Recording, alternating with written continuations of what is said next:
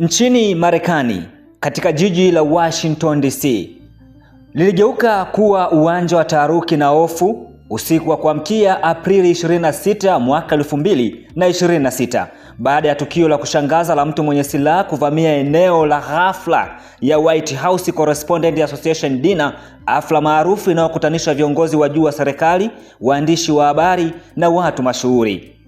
Kwa kawaida hafla hiyo huwa ni jukwaa la kusherehekea uhuru wa vyombo vya habari pamoja na mahusiano kati ya serikali na waandishi wa habari. Lakini safari hii, badala ya vicheko na hotuba za kejeli, milio ya risasi iligeuza ghafla mazingira kuwa ya taharuki. Kwa mujibu wa taarifa za vyombo vya usalama, mshambuliaji huyo aliyekuwa na silaha kadhaa ikiwemo bunduki na visu alionekana akivuka eneo la vizuizi vya usalama ndani ya hoteli ya Washington Hilton ambako hafla hiyo ilikuwa ikiendelea. Dakika chache baada ya wageni kuanza kupata chakula chao cha usiku, milio ya risasi ilisikika nje kidogo ya ukumbi mkuu.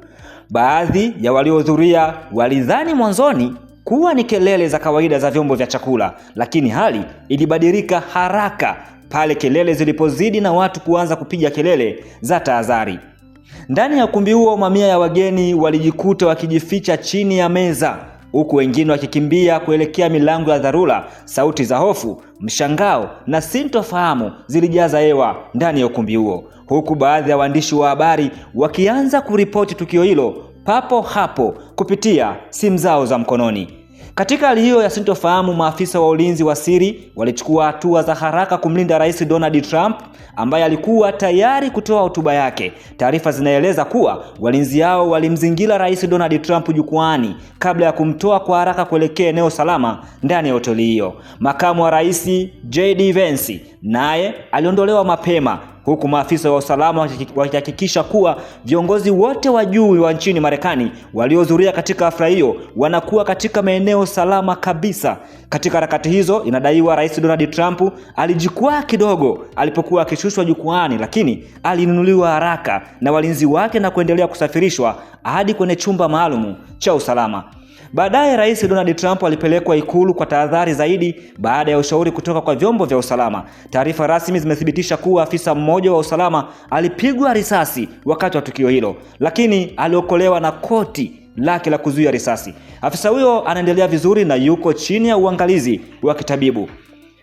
Mshambuliaji huyo aliyetambulika kwa jina la Cole Thomas Allen mwenye umri wa miaka 31 kutoka California alikamatwa mara moja katika eneo la tukio. Polisi wanasema alikuwa na silaha nyingi na wanaamini alifanya tukio hilo peke yake. Hata hivyo, hadi sasa haijafahamika wazi ni nia ya shambulio hilo wala kama kulikuwa na malengo maalum. Uchunguzi unaendelea chini ya usimamizi wa vyombo vya usalama vya Marekani ikiwemo FBI.